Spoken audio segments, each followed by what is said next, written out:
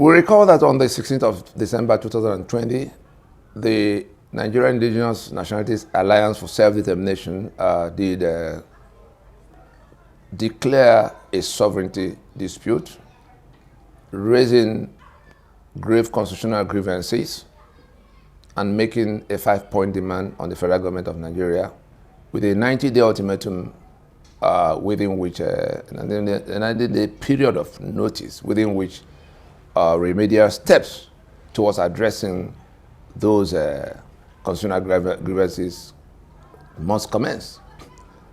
90 days passed, the federal government didn't turn up for any discussion other than little murmurs in the background and some frantic movement towards the National Assembly for amendments. On the 17th of March in 2021, at the expiration of the 90 days, NINAS did address a World Press Conference in Ibadan, which it titled Next Steps, by which it invited the elected officials. It gave a 30-day window for the elected officials from the Alliance territory. And when I talk about Alliance territory, look at the map here, the South and the Middle Belt. Since the demands were addressed to the federal government, and those elected officials from the Alliance territory might be, they will be on the first line of, will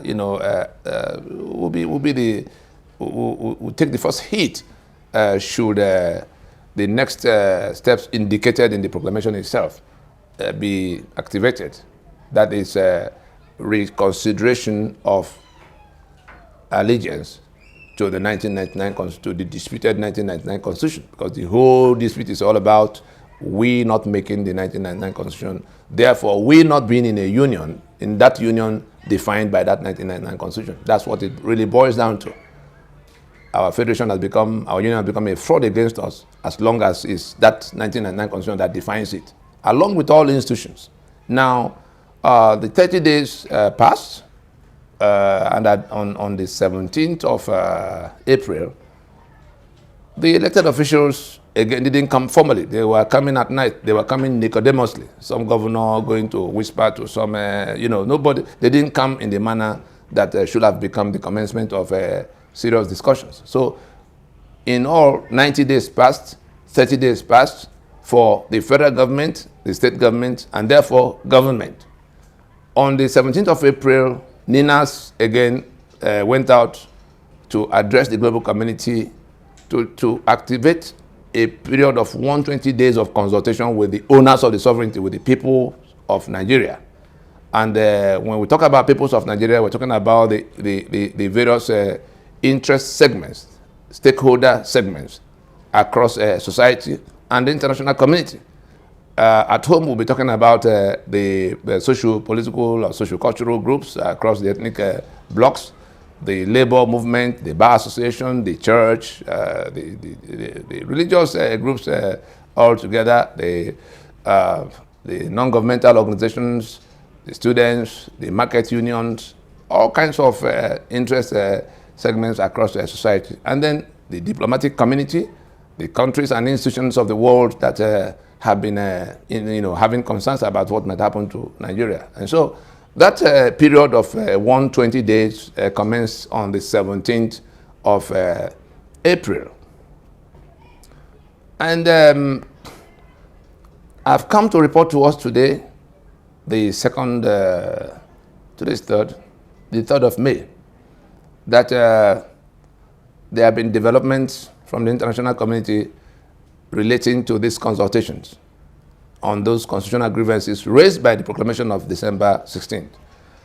In the period, in the last 1 week, between the 28th and 30th of April in 2021, the global, the powers that be, the global powers that be that have been anxious about developments in Nigeria have come forward with their preliminary assessment of our propositions.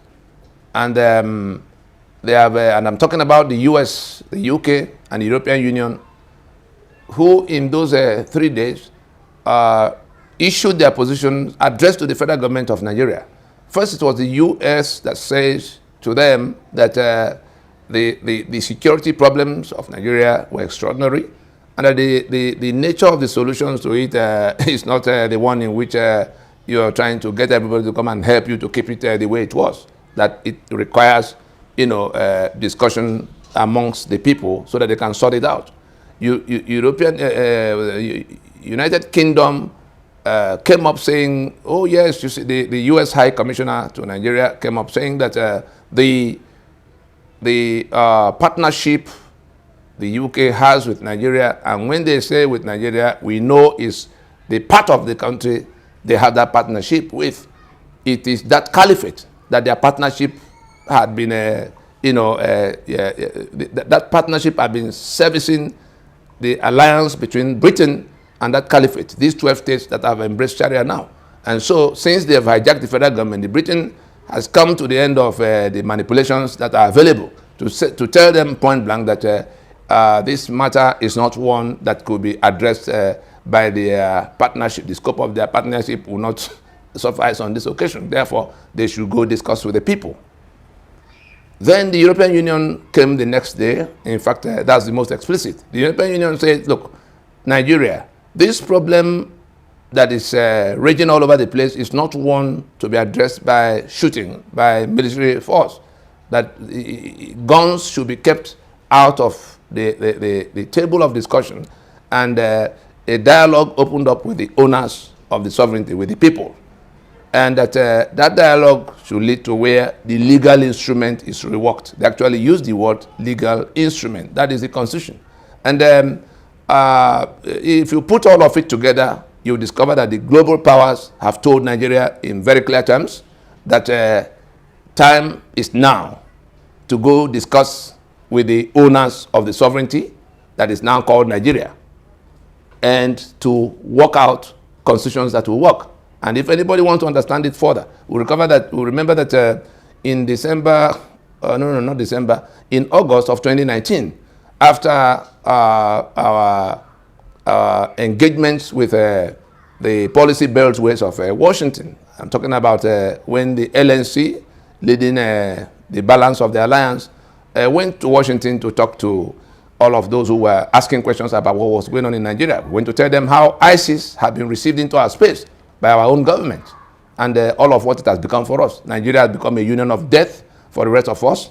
And we were showing the US, we shared with them what we knew about what had happened and where it was going and how it could become their own problem. And shortly after that, in September of 2019, the UN Special Rapporteur was sent to Nigeria to go to investigate some of the things they were hearing. Came up with the conclusion that the blood that was flowing all over Nigeria was coming from the constitutional arrangements of Nigeria that were like pressure cooker for injustice, and that that situation had become a danger to the global community, in the sense that Nigeria could snap, and then 200 million people will be looking for where to find refuge. The UN didn't want that.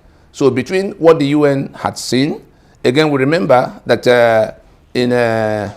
I think it was in September of 2020, in the period Nigeria was getting ready to go and dance again about its 60 years anniversary as one country.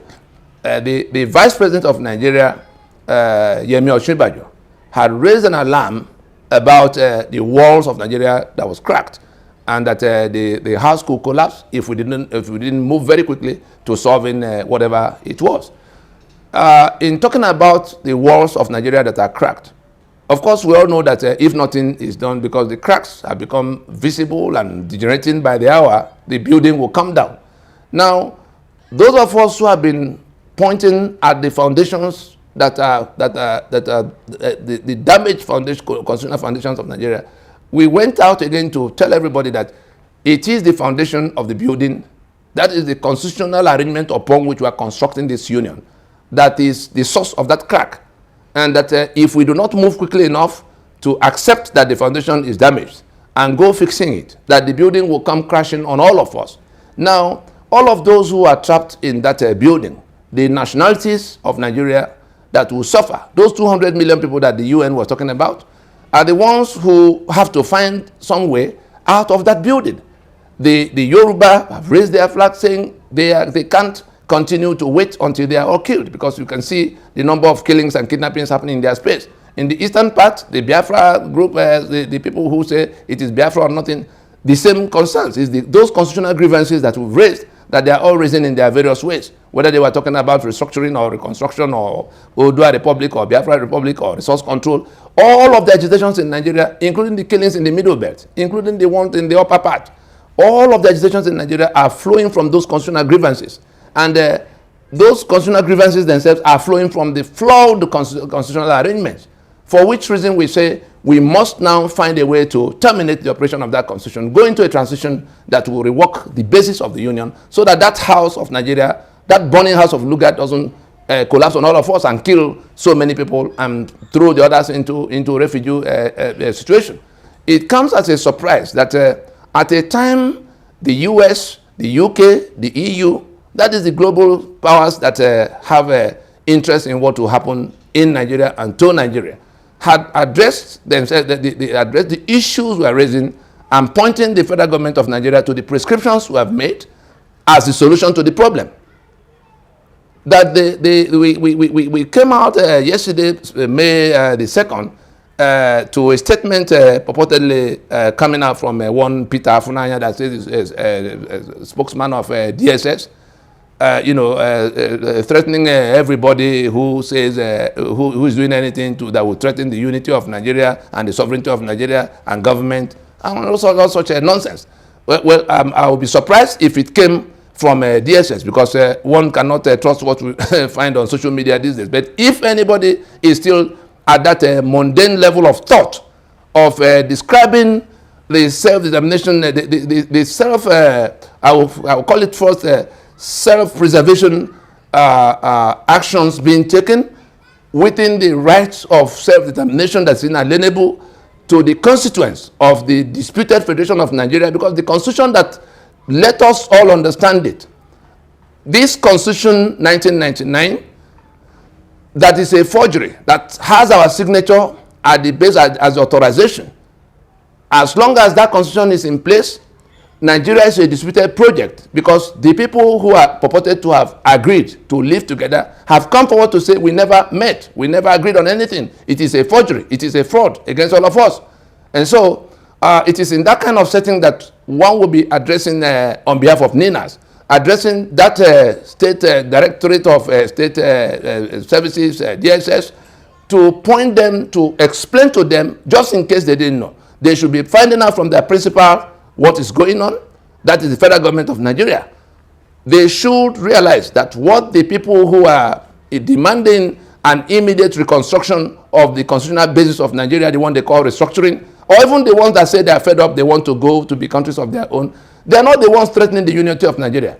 The people that are threatening the unity of Nigeria, that are pushing Nigeria towards disintegration in the manner that the Vice President had warned about in September of 2020, are the ones who are holding on to that forgery of a constitution to say we cannot, that Nigeria is non-negotiable and not indivisible and all of that. They are the ones who are refusing to come forward for that imperative of reconstruction for a house that is on the verge of collapse. They are the ones pushing Nigeria towards disintegration, and one will expect that they will, the DSS and all of those who are trying to. The other time it was some semi-literate governors that were talking about people who are doing secession and others who are doing treason. The only secession on the table now are the ones who declare themselves Sharia, who have seceded from the secular union of Nigeria, these 12 states. The only treason on the table now are the ones who are clinging onto the constitution that's a forgery, against the rest of us. What they are doing, the National Assembly and all the institutions created by that constitution are together. The National Assembly, that is a product of that fraud, that is refusing to listen, is committing treason against us. All the institutions created by that constitution are also in dispute. The Nigerian army, that is now like the federal government, exclusive preserve, under the exclusive control of one segment of the country, they are all in controversy. The Nigerian police, the DSS itself, the customs, the immigration, All those, we look at this map, what NINAS is saying is that we are in a federation. We are either in that federation or we are not in that federation. The constitution on the table now destroys that federation. That project is no longer our own until that constitution becomes our own, by we going to sit down to decide first to be in union and then to write out the terms of being in that union. Those two items must be done before it becomes our project. Until then, all the institutions created by that constitution are not our institutions. Let it be made clear so that the DSS that is threatening should realize that they are telling people who are trapped in that house that's about to collapse, you know, who are trying to save themselves from death. You sit and you come to that situation to compound it by telling them you are going to bring hell to fall down on earth because they're trying to save themselves. Somebody should go to enlighten himself concerning the matter. Time is running. We don't know when it will snap. We don't want it to snap, and that's why we're shouting out to everybody to know what exactly the problem is and what we need to be doing. The European Union, the US, the UK have pointed the government of Nigeria to what the solution should be. And that proclamation of December 16 has everything that the country can use to solve this problem now and avoid the bloodbath and the refugee crisis that might come.